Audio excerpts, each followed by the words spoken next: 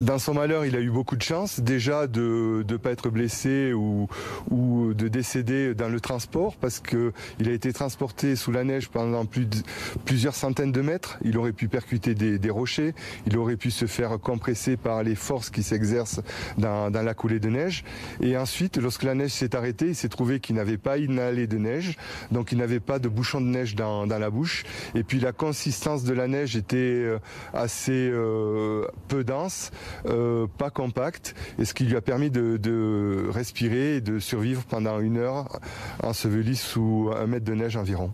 Alors très concrètement, est-ce qu'on peut revenir sur l'opération de sauvetage? Parce qu'il y a quand même le rôle des chiens. Vous l'avez dit, il n'y a pas de DVA, détecteur de victimes d'avalanche. Je crois que le manteau neigeux était quand même assez épais au-dessus de ce jeune garçon qui s'en est quand même sorti avec juste une jambe cassée. Comment ça s'est passé quand les équipes sont arrivées sur place? Alors, l'alerte est tombée immédiatement, à 13h30.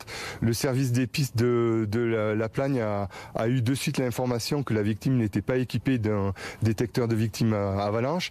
Et du coup, les moyens de recherche ont été priorisés sur les équipes cynophiles et le sondage, donc les seuls moyens principaux pour retrouver une personne non équipée de DVA.